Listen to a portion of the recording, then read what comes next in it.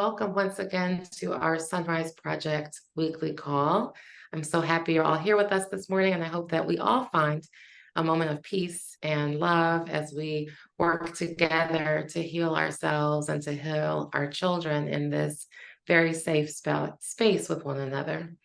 God, grant me the serenity to accept the things I cannot change, the courage to change the things I can, and the wisdom to know the difference. I'm super excited this morning to have with us a very, very, very special guest. She is known affectionately as Dr. Liz, and her name is Dr. Elizabeth R. Henry. She is a nationally renowned board-certified pediatrician, incredible speaker, author, parent advisor, youth advocate, and founder of Dr. Liz Consulting. Her incredible knowledge and expertise as a pediatrician, combined with keen listening and communication skills, allows her to bridge the gap between parents and preteens, teens, and young adults so that all of us are powerfully connected and able to transform our relationships.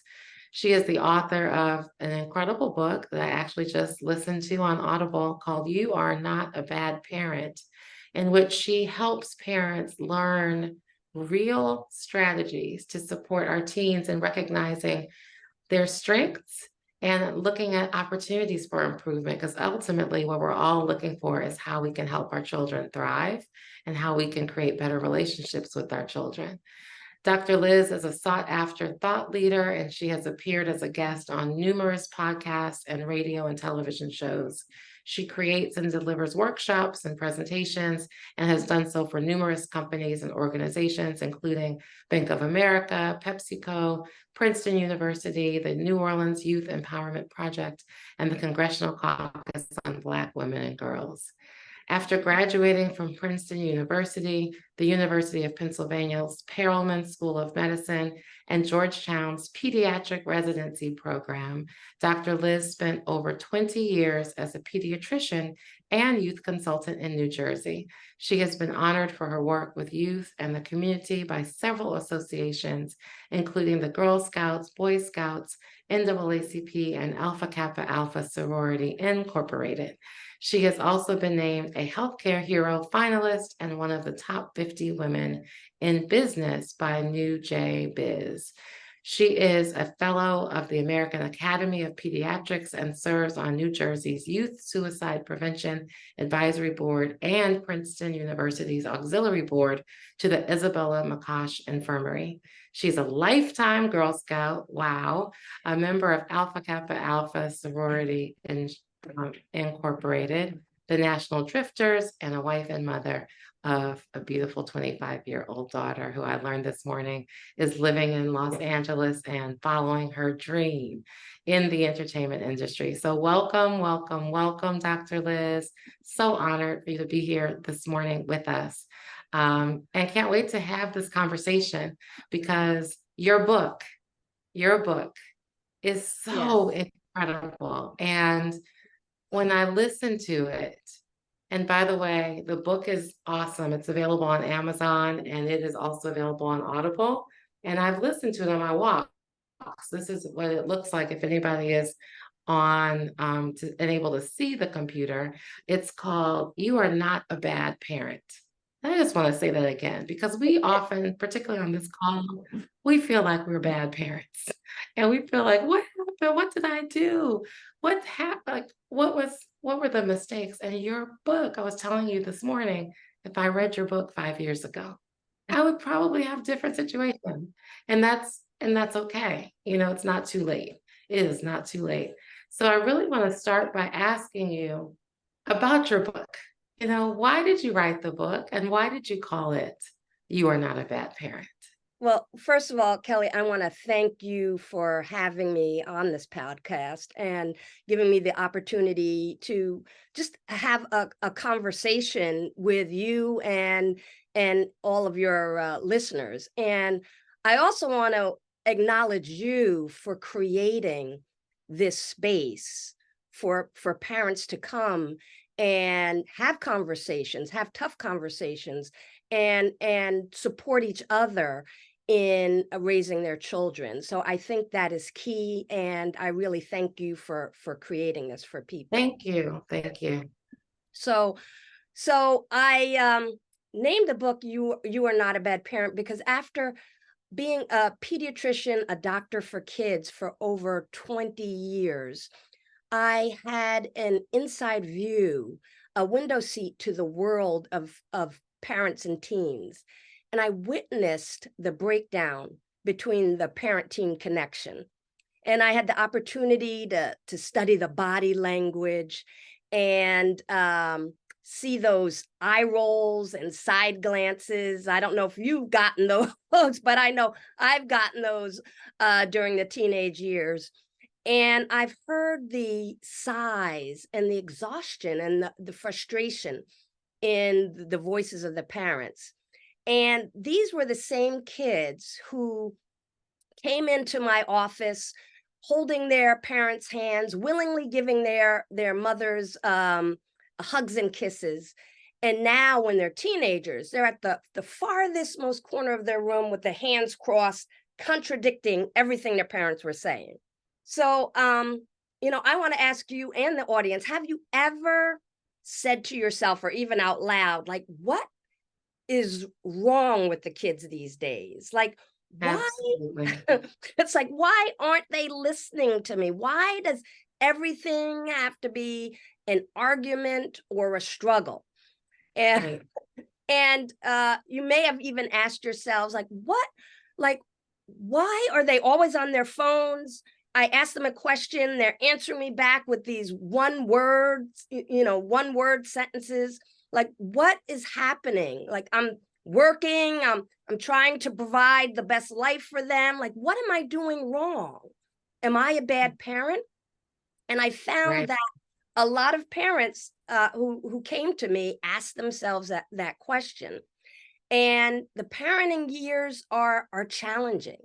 And as you said, I have a 25-year-old daughter now, and I remember those teenage years, and they were rough. Like, I could say the sky was blue.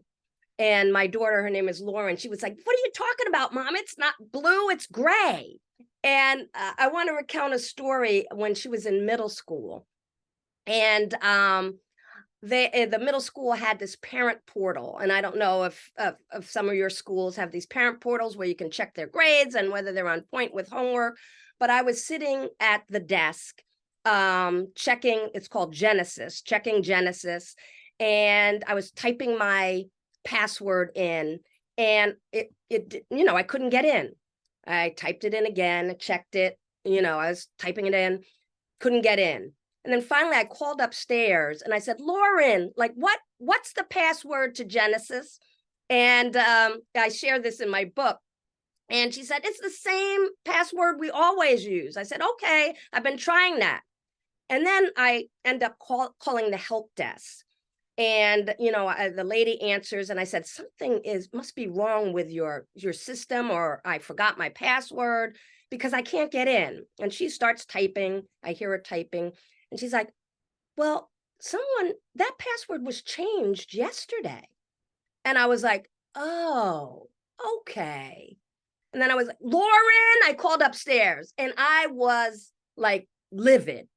And when I talked to her, what she confessed to is that she failed to hand in a homework assignment on time. And to stall for time because she still wanted to hand it in for partial credit, she changed the password on me.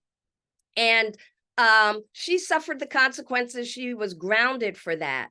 But what that showed me is how devious even the best of students could be. And Right. I mean, even the best, they challenge, they test us, they try to break the rules, they break the rules. And parenting has its rewards and challenges, and it's trial and error. There's no book for every child is different. Every child in your family is different. Like, if you have 3, they're all totally different, and there are different playbooks for each of them. So it's natural as parents to question your parenting ability, and asking whether or not you're a bad parent. But I have to tell you that if you're asking yourself whether or not you are a bad parent, and if you're here on this call today, and if you're looking for all the ways to better your parenting skills, you are not a bad parent. And that's why I named the book that. Right. I love that story. I'm actually interested in when you talked with Lauren and around that exact example just now, and Uh-huh. you said she was grounded. I think oftentimes we tend to overpunish as Mm-hmm. well. And so do you remember, like, how did you ground her and how did you have a conversation in the midst of being so angry? Because Yeah. I can imagine you were really heated. Yes, yes. And so what I did is it's important, and that's I'm glad you brought that up, that um words matter. And we often get in these heated debates, or we react as parents, and it's natural to react. And but we have to understand that words, or what we say, holds immense power, and words can uplift or deflate. They can inspire or discourage. So in the heat of the moment, and I've found myself in this, in the heat of the moment, I say things that I regret, like, how could you do that? Like, I can't believe that was, that was so stupid. Like, why? Like, that was ridiculous. Better. Like, all of these things. And I have to admit that in the heat of the moment, I get mad and I raise my voice and Yeah, get we into all it. do. So Mhm. even I'm not a perfect parent. We all aren't perfect parents. But in that moment, after I, yelled or got mad, knowing the strategies and learning the tools and implementing the tools that are in my book, I was able to interrupt that and say, okay, like, I got mad, and I said things that I didn't mean. And uh and I apologize for the way that came out. When And, that you have a whole chapter in your book yes. about the importance of apologizing. I want to ask about that. Like, did you wait a couple days to apologize? Do you come back after things have settled? Do you wait and do it a year later and say, remember that time? Like, talk to us more about how important it is to apologize and when to do it.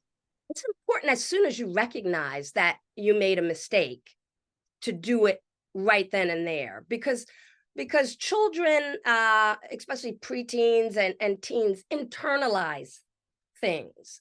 And a lot of times you may say something like, for instance, I was working hard on a Saturday and I came home, I was on call, I had 25 patients to see, and Lauren, was at home and sleeping in, as most teens do, till like noon.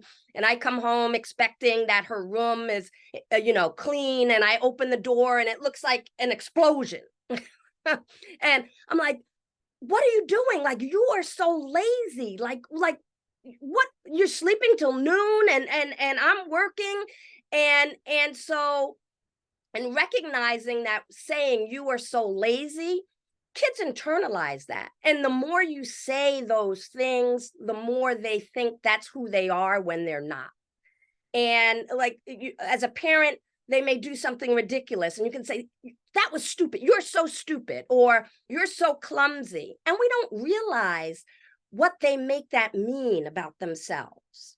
And the more you say it, now you may not mean they are stupid, maybe the thing that they did was not smart, but you don't mean that's who they are as a person, but that's what they internalize and think about themselves. And you don't even realize that. They don't say that. They don't even realize that. It gets filed away in their subconscious. And then you wonder, like, why all the time they're not doing the things they're supposed to do. Well, if they've subconsciously internalized that they're lazy or that they're dumb, then they try not to be anything else, because they've created that label, they've internalized that label as who they are. So why should they try to be anything else? You think that, or their parent thinks that, or their teacher thinks that. So that's why it's so important when you catch yourself and you've said something that you didn't mean, to go back and say it as soon as you realize that. And it's not a weakness as a parent, you know, as parents, especially if we grew up under an authoritarian, you know, parent, and, you know, you do it my way and there's no discussion and all of that. We think that it's a weakness to go and apologize, and that it takes away from how you look as a parent. But it teaches your children just how that you make mistakes, and that it's okay for them to make mistakes, and that they can apologize or correct it and move on from it. Right. And there's a person that put in the chat a comment that says the lying and deception with no accountability, no apology when confronted is unacceptable. And my imagination is that that person she's saying, and it just makes you go crazy. I go crazy with it. So you clearly see someone has lied, they've been deceptive, and then they're just looking at you like, what? Like there's no, and then no. So what do you do when you're trying to get them to understand? It's not acceptable. It's not okay. How do you stay calm?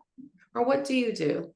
When she says, when confronted is unacceptable, you confront the situation, the person takes no accountability, no apology.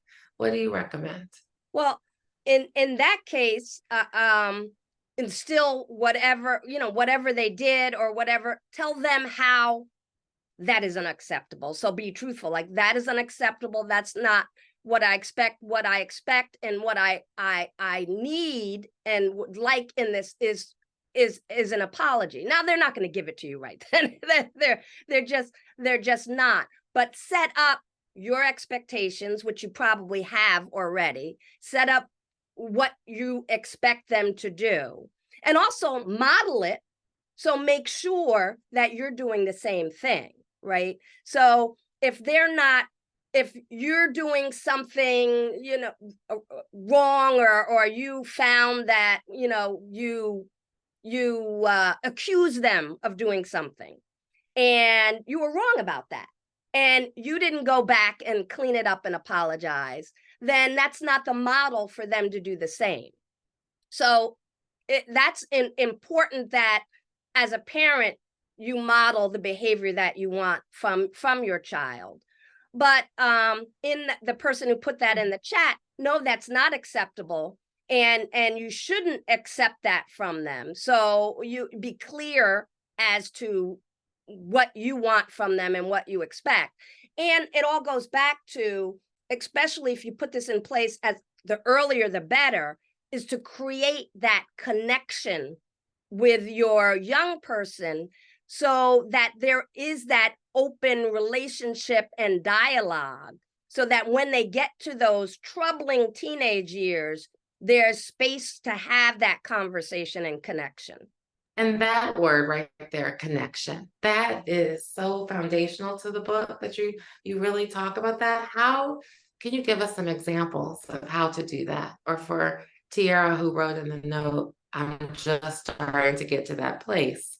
How, with her daughter, she puts in here, how do we create a space of connection with our children? Can you give us some examples or some tips? Yes, I have several tips. And one of the key things is listening, and to listen more and talk less, which is hard for us as parents. And as parents, we often say we're listening, but what we're really doing is listening for an opening to speak and give an opinion and to tell them what to do. And we're not really hearing what our children are saying.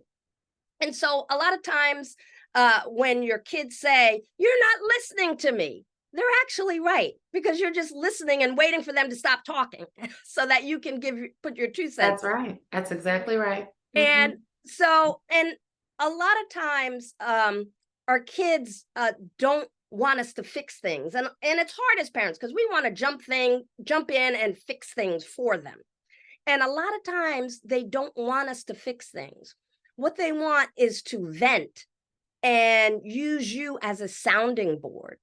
And as they talk, they often come to their own conclusions and figure things out by themselves. And if they know and realize that you're interested and really listening and in what they have to say, they're more likely to open up to you and less likely to shut down.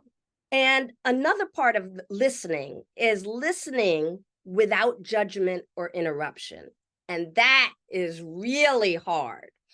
I'm still a work in progress because my daughter who's 25, she may be talking about this situation with her friend, and I'll just interrupt and I'm like, well, why don't you? And then she was like, oh, I'm not talking anymore. Forget it. And she's like, you're not listening. You're interrupting. You just want to put your opinion in, and the conversation shuts down. That's right. So, Or I've heard, never mind, yeah, from right, my never, 21-year-old. Never mind. yeah, never mind. And you're And then it's thinking, this done. is really, and that's terrible, Right. right? And then it's done. And, I find, and especially car rides are great. And especially when they're in the back talking with their friends. And a lot of times they forget, or my daughter forgot and her friends that there was an adult in the car driving, and they're just talking back and forth, and you're hearing about this and who likes this person and things you may not even want to hear. And you want to jump in like, but hold your tongue, because the more you listen, the more information you get, the more you learn about what's going on in their lives, the more you learn the good friend and the friend who's doing drugs, or the friend who's a bad influence. So I think that is very important. And one tip in that is to ask when they start talking, like, how do you want me to listen? Do you want me to listen because you just want to vent, or do you want my opinion? Do you want help in this situation? And that's a great strategy to use. And another part of listening is to listen for their greatness, because as parents, you're their number one advocate and their number one fan. And it's your job to recognize their strengths and nurture their potential and their passions, so that they can contribute their because I believe every child has unique gifts and talents. So it's your job to develop those unique gifts and talents so that they can thrive and make a difference in the world. And to that point, developing the unique gifts and talents, I think a big challenge some of us have had, and speaking for myself, they might have a desire that's so different than what we have prescribed in our minds for their path. And so conflict can arise, and getting off the conflict bus, you know what I mean? How you have a whole conversation around conflict. And I think allowing your kids to do it their way and being there as an advocate for their dreams was something I read in your book, and really powerful. Can you speak more about that? Because so many of us have dealt with conflict, major conflict. And it might Yes. be around they don't want to do something, or it might be drugs, or it might be around, you know, some friends we don't like, or who knows. Can you talk about conflict and give us some tools for lessening conflict? Yes. And it's great that you brought up them being different than us. And I have that even with my daughter. I had to deal with that. And we often get caught up in trying to have them, even subconsciously, being miniature versions of ourselves, right? So if I was a straight A student, type A personality, had to get straight A's, and that's all I knew, and I thought everybody thinks that way, or my daughter would, at least, because she's my daughter. And she was the total opposite of me. She was this creative person who loved the arts, and she could get good grades in school. But when I asked her about it, she's like, "But why do I need to get an A?" And when she said that, I thought my head was about to pop off. And what do you mean, why? Because you can. And so it's important that, because we forget that, and we're talking about the connection. As parents, we think there is, because we're their parents, there's this automatic connection that we have. We're automatically connected, but we forget that our kids are human beings with their own passions, their own skills that may not be your own. They may be totally different. You may be an athlete. You may have been a star football player, and they're not as coordinated. Like they get a C in gym or phys ed. Or they may love dancing, and they may be great at dancing, and that wasn't your thing. And a lot of times we get caught up in molding them, or trying to mold them in the same mold as us. And that's where the conflict occurs, because they, or you need them to get straight A's, and that's not their thing. They're into the arts. They're okay with a C, and especially as Black parents, as Black parents. That's right. Mm-hmm. There is, that they need to be more successful than the rest. They need more credentials to even be successful. And they'll hit that wall even with those PhDs and MDs. Right. And all but they that. don't understand that. They'll still hit the glass ceiling. Right. And so we have that fear as parents in the back, and we're really preparing them for that, for the real world, like when they're not in our midst, where we can't protect them. And it's even hard for us to protect them even when they're at home, right? Even when they go out in the neighborhood, we have that fear. So we're doing all we can to try to prepare them for adulthood.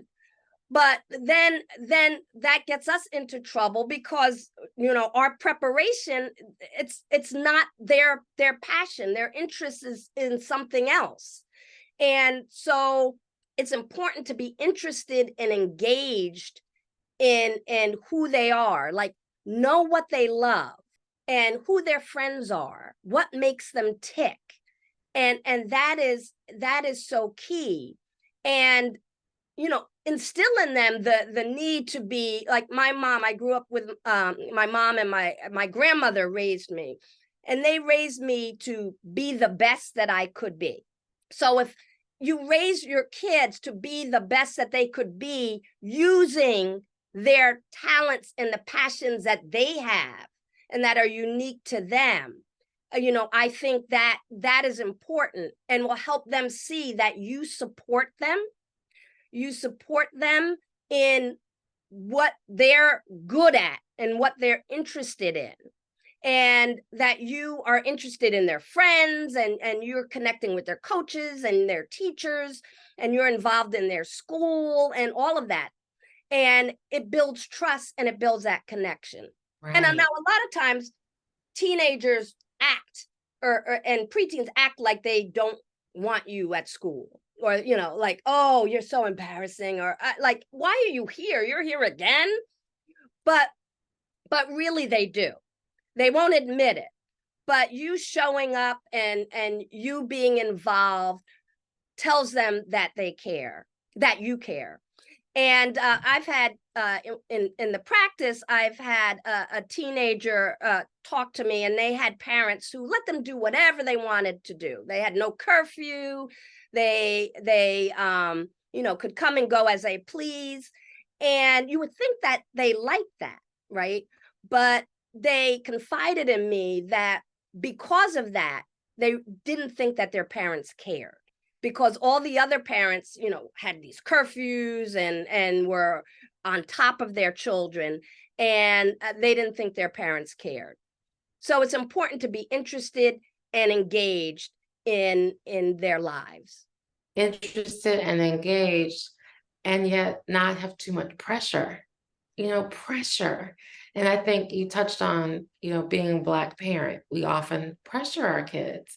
And sometimes I've learned now, at the end of I've learned 5 years later, after going through 5 years of a lot of stress in the house, there were small things like being on time to school.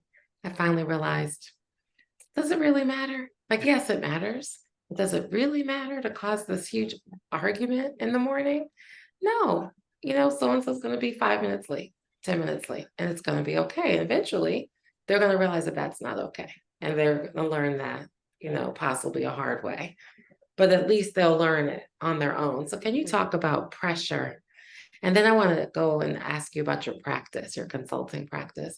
But talk about pressure and maybe just build on how do we release that stress of you got to be on time, you have to get the straight A's. How do we do that as a parent? Well, one thing is to be present. And a lot of times as I mentioned before, we're preparing our kids for adulthood. So when they become an adult, where we're on that hamster wheel, what extracurricular activities do you need to get into a great college, or and shuttling around them here and there and being their taxi service, and they need to get good grades to get into this prep school so that they can get into this Ivy League school, or even just pressure to get through high school if they have a learning disability or something, and get through high school and so that they have a good job or a vocation. So you have all of these pressures and fears, and we're preparing them for adulthood, forgetting that they're living life right now, and that they're human beings and they're living life right now, and we're so focused on the future that we forget to be present in the moment. And we're thinking about tomorrow and where we have to go, and we're not enjoying our kids in the present moment. And that right there, that I just have to say, that point is such a huge light bulb for me. And like I said to you, and I do say this with very much a genuine heart, had I read your book 5 years ago, it would be different in the Lawson household. But being present to our child, and who they are at every moment, and being fully accepting of that individual, that's really powerful. So thank you for saying. Oh, you're welcome. Because because some kids don't live to adulthood, right? We never know what life brings and what challenges come, or you as a parent don't live to see them into adulthood.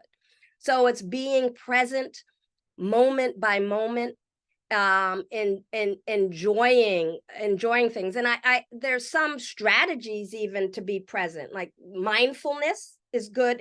Absolutely. And as parents, we don't take care of ourselves a lot of times, right? We're running and going. So just taking a moment, to be mindful.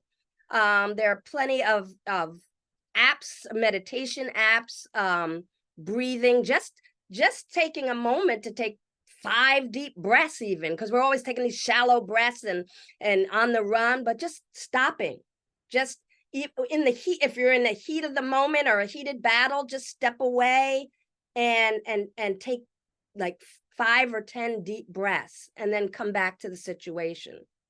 Even like walking, when we're walking to the car or we're walking somewhere, we're just, how you drive and sometimes you don't even know, like, how did I get here? Because you're not even present to driving.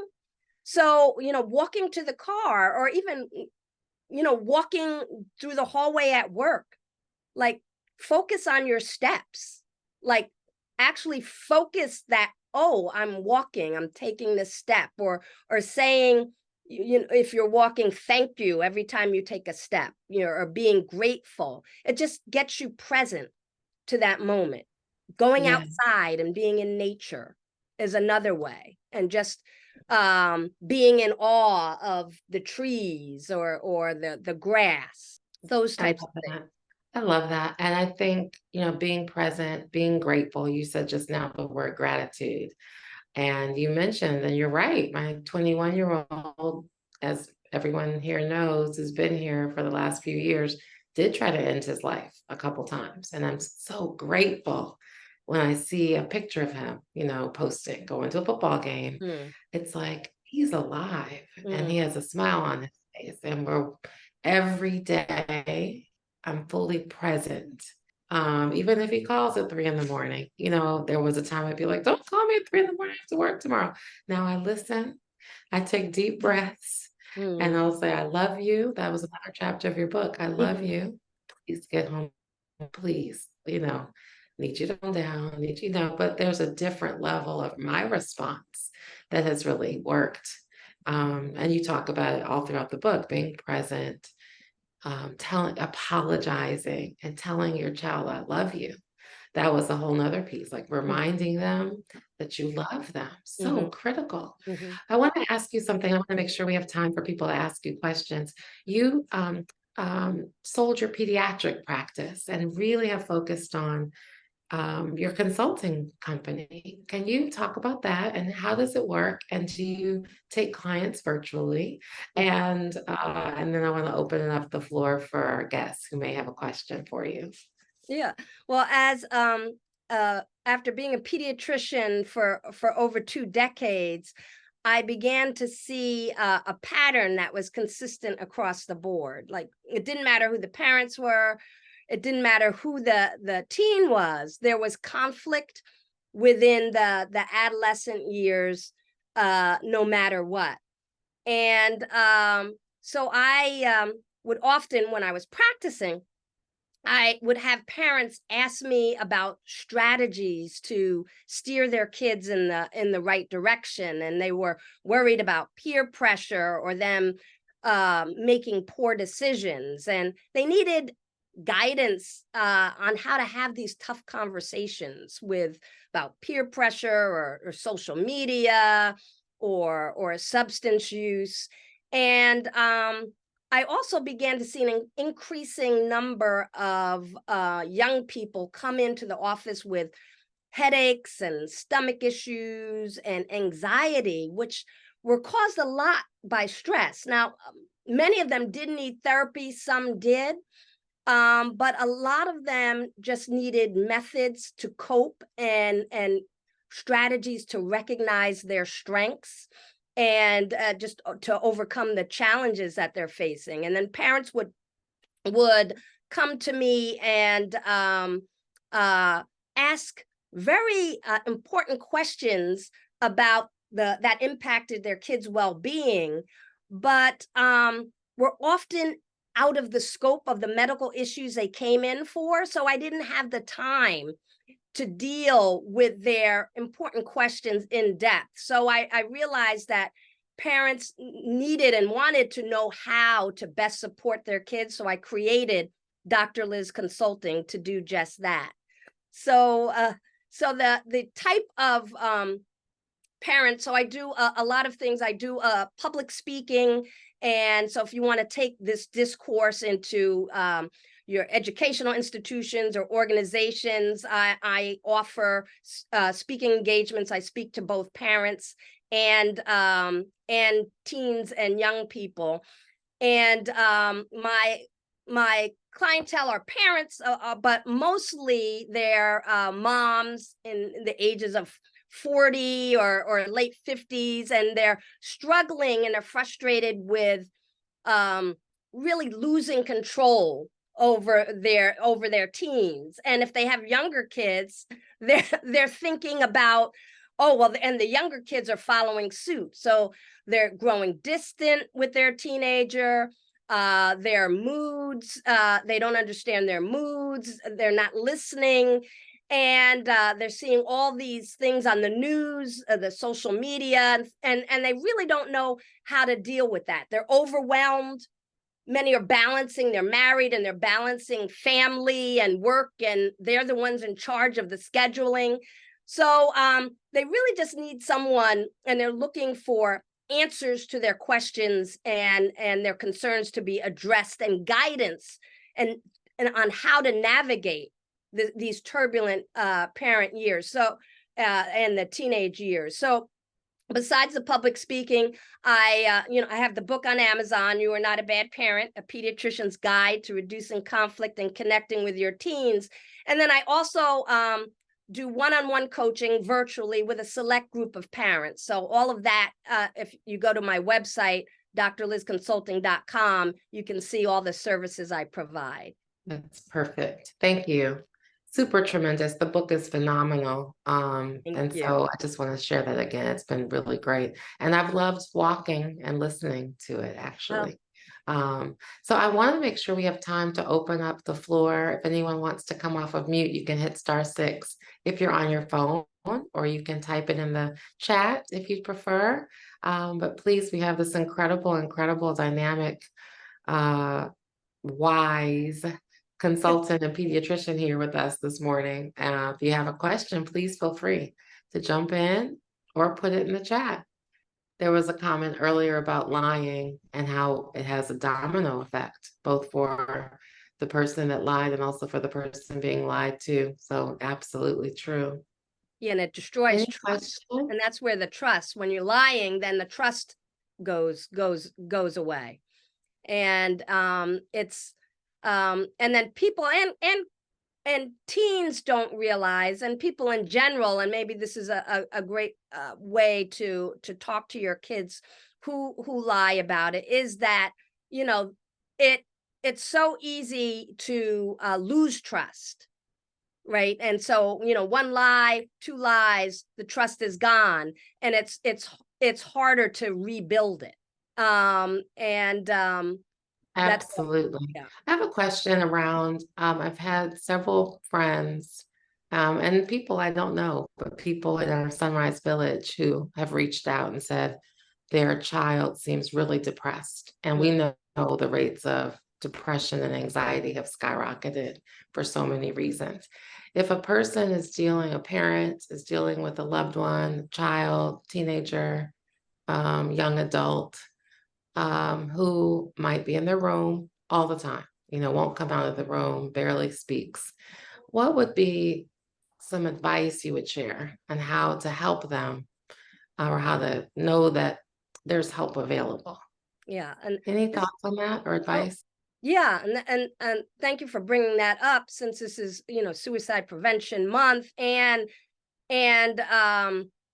suicide is the second leading cause of death in young people, and in the Black community, for Black youth, the rate is increasing faster than any other racial or ethnic group in That's Black. right. That's right. So, and there's a lot of stigma attached to it. There's the cultural the cultural thing in the Black community where we can toughen it out and it's a weakness to go for therapy. But it's important to realize and recognize that seeking mental health help and support is not a weakness. It's a strength, and that mental health is a medical condition like any other condition, like diabetes, like asthma, like any other chronic condition. And somehow we fail to realize that the brain is an organ, and things can go wrong with the brain, like things can go wrong with the lungs and the heart. So it often needs attention, and going to a therapist and a psychiatrist is important when needed, and even being on medication if you need it is important and needed. So in order to recognize when something is wrong, or your child or a loved one is depressed, there are red flags. So and that's why it's important to, again, going back to the connection, because if you're connected, if you know your child and who they hang out with and their normal activities and the normal way they behave, you'll know when something is off. So, and if you're not in tune with your child, then you're not going to be in tune that something is not right. So teens stay in their room a lot, and they may be gaming in their room or sleeping in their room, but if they start to stay in their room longer than they have before, or if they sleep long, if they're usually on Saturday sleep till noon and now they're in till 3, that should be a red flag. So changes in sleeping habits. They can either be sleeping longer or not sleeping at all. It could be changing in eating habits. So they're not coming out to eat, for meals or dinner, or they're skipping meals, or they're eating more and then leaving the table. Because that could mean, an eating disorder or something is going on. A change in activity. They no longer like the activities or go to the activities they normally do. Like if they were into soccer or soccer player and they're missing practice, that's a red flag. Or if they're not hanging out with their friends that they normally hang out with, that's a red flag. If they're starting to wear long sleeves and it's hot and they usually wear short sleeves, that might be that they're cutting or doing. And if you see like little cut marks or scars, that's a red flag. So all of those things. And if you're concerned, then it's important to bring that up with your primary care provider, whether it's your pediatrician or a family practitioner, and they can direct you to behavioral health services. And is it important to make sure there's not an overreaction? We had a guest on that said, if you think that your child might be cutting, or you think that it was around cutting it, I'm double clicking on that because you just mentioned it. Mm-hmm. And this guest talked about, if you think that that's happening, just don't overreact. Try to have a conversation where, like you said, the connection is there and it's a conversation, not a, oh my God, we have to rush, go to a hospital or something, but really try to bring them in closer and tell them you love them. And you may be concerned, that I love you and I can see that something's going on. Would love for you to talk about that. Like, how do you approach a child if you think that there may be cutting going on or something that could be even worse or concerning, or potential suicidal thoughts? Mm-hmm. How do you speak to your child? Well, again, you sit down and, as you said, Kelli, calmly. So make sure that it's not you're accusing them, and don't be accusatory, right? Like, this, I know you're doing this, and and all of that. So really approach it, as you mentioned, as a conversation, and sit down and, I'm concerned and I'm worried, that, you're not coming out of your room that much, that there's something going on. So, and a lot of times they're not going to admit it, right? They'll say, I'm fine, nothing's going on. And you'll get these 1-word answers. But, stress that, you want to make sure that they're supported and that there's nothing else going on. And, even if they're denying it and you want to be sure, you can say, I want to make an appointment. I'm going to make an appointment, and I know you said everything is fine, but I just want to make sure. So I'm going to make an appointment with your pediatrician, just so that you have the space to talk about it and just to make sure everything is fine. So just to appease me and humor me, and because I'm concerned. And as you said, it's always important to stress that you're doing this out of love. It's not, you're not trying to get back at them for anything. You're not trying to ruin their lives, but it's all out of love and concern. And it's going to be hard. It's not an easy conversation because, a lot of times. And one thing, one thing that is helpful is if, as a parent, because this is one of the things I talk about in connecting, is being vulnerable as a parent. Because if you're vulnerable as a parent and you share your struggles as well as your successes in an appropriate way, don't dump all your struggles on them, but then they realize that they can overcome obstacles like you did or like you're doing. And they can realize that failure is a part of life and they can rise from it. So if you're vulnerable with them, that gives them permission to be vulnerable and open up to them. So if you also, in that conversation, you might want to share something, not as a lecture, because when you start to lecture, they shut down. But if you have an open, honest conversation and share with them, something that you went through or some embarrassing instance or a time when you were depressed. I mean, you may have been depressed and have not shared that with them. Now, and if you're vulnerable, that will give them an opening to maybe not in that moment, but then to come to you the next day or the next week and talk to you. Love that. And I do think we talk about that here. Being vulnerable is so important because so many of us hide behind this wall of shame or stigma that's so prevalent still today, unfortunately. And so I love what you just said. So thank you for that answer. We only have a few minutes left. I really want to make sure that if anyone has any questions for Dr. Liz, you have an opportunity. I also put a link to her website, drlizconsulting.com. That's also in the meeting chat.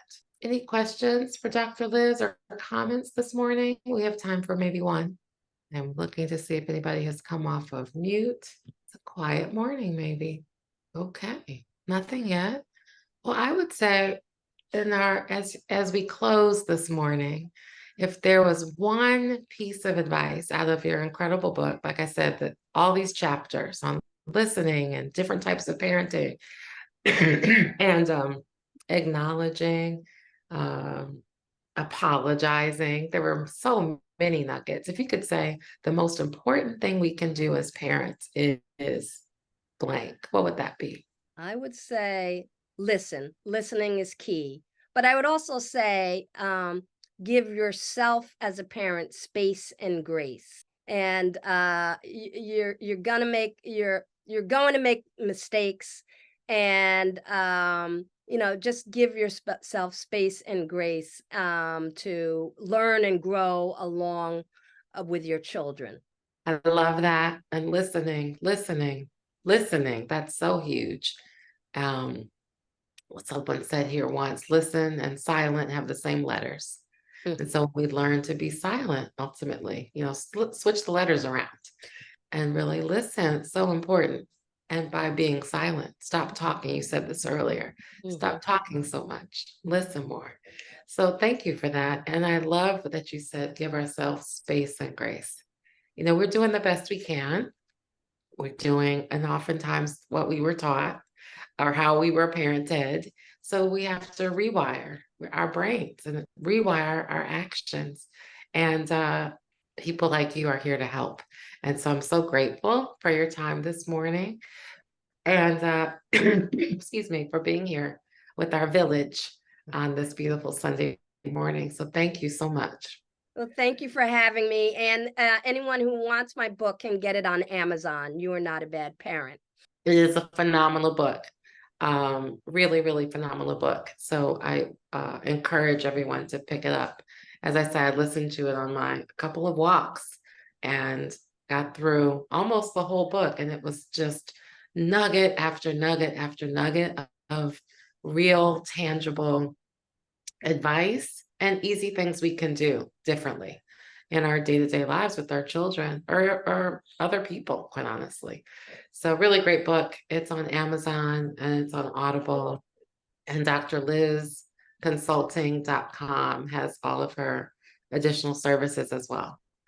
So thank you, Dr. Liz, for being with us this morning. Thank you, everybody, for being here on this call. And Tiara is going to close us out with a prayer on this Sunday morning. Sure. So, Father God, we thank you. We thank you for yet another SonRise Sunday. We thank you again for Kelli and family for providing this platform. We thank you for Dr. Liz and her teaching on strengthening the parent-child connection. God, we thank you for the revelation that our mistakes and our missteps in parenting our children do not make us bad parents. We thank you for the gift of a new day filled with new grace, new mercy, and new opportunities to get it right. Lord, we pray that as parents, we take heed to your word, which says, a gentle answer turns away wrath, but a harsh word stirs up anger. Help us to be gentle in our responses to our children without compromising our authority. Increase our patience and our understanding that we may develop deeper bonds with our children. God, we thank you for all of these things and your blessing over this week and those on this call along with their families. We pray that they have a powerful, positive, peaceful, and productive week. In Jesus' name, amen. Amen. Powerful, positive, productive, peaceful, and full of space and grace, as Dr. Liz said. So thank you again for being with us this morning. Thank you, Tiara. Thank you, Dr. Liz. Thank you, Angela, for the introduction. And thank you for everybody for being here for another SonRise Project call. We'll be back next Sunday at 9 a.m. Have a beautiful day, everyone. Thank you again. Thanks.